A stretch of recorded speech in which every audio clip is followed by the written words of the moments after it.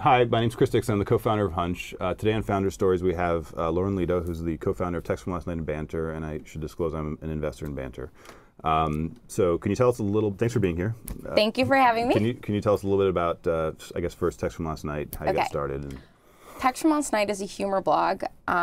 We curate the submissions. We get from 5,000 to 15,000 submissions a day of funny text messages that people sent between their friends. And most of these text messages are usually like, I got so drunk last night, I woke up naked in the professor's living room, or something. Really funny, That really is one, I think. So you started it like while you were in law school? Yes, I started it while I was in law school, and my business partner was waiting to go to law school. His name's Bnter. And our friends were out partying every night and having fun because most of them were either still in college or kind of like halfway gone into the real world. And it started out as a way to like shame them. We put up their text messages with just the area code. And a lot of our friends could guess who was who. And then a couple months later, we opened up the submissions to anyone. And within 5 days, we had over 1 million hits.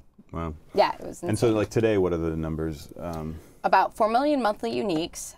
We have an iPhone app that we've sold over 1 million. We also have an Android app. And it's a paid app, right? So yes, 99 cents. And do you have can you disclose revenues for the company, or?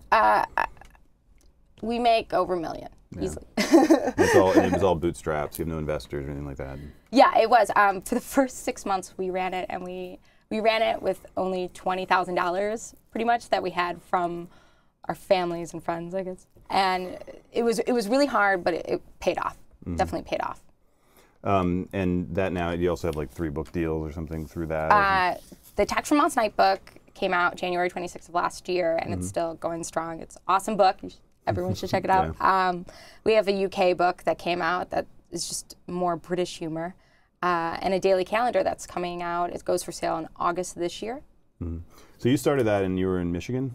Is that right? Yes, we were in Detroit, Michigan. So you're in Detroit, and is that where you're from, in Detroit? Or? Yes. Okay. And then you, after starting that, moved to New York, and A year later. Okay. I took a year off, dropped out of law school. And your intention there was like to then like go and sort of join the tech community. And Yeah, I wanted to check out New York's tech community.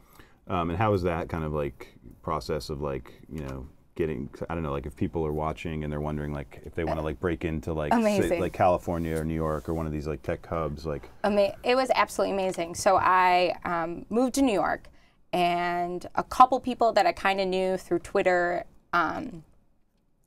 invited me to meet with them, and they talked to me about what I can do in the future, and just really solid, amazing advice from amazing people. And especially one of them, Cindy Gallup, actually, she told me, she goes, go home today and think of one tech founder who you really want to meet, and email them. Find their email online and email them. And I did. It was actually Ricky Van Veen from College Humor. And I just went out and emailed him, and he was like, meet me tomorrow. Wow. And he's been a huge mentor. And you work out in the Brooklyn Makery, which has become like yes. a, like sort of like Brooklyn is like, it's sort of become a little bit of a hub. Like Etsy's out there. Definitely. And a bunch of other interesting companies. How about we? How about we? Yeah. Yeah. And so, and the Makery is sort of this, I guess, kind of grassroots thing that I guess when Hot Potato was sold to Facebook, that office was emptied, right? And then people just sort of organically, whatever, kind of came together, and there's like a bunch of startups there, right?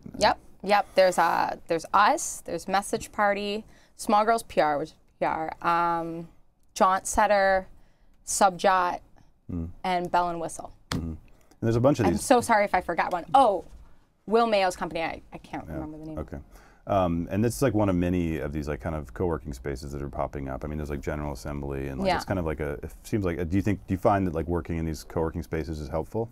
So helpful. Like versus like having your own office, let's say. It's amazing to be able to go to someone else, because you're a startup. Your company is 2 to 5 people, tops. You need that kind of there's like synergy. Community, yeah. And so like, do you guys is it like you'll ask technical questions or whatever, or is it more like moral support or? Both. Like, well, Patrick Moberg, my co-founder in Bnter, he goes with the tech stuff, and I need the moral support in business, and the network is just amazing.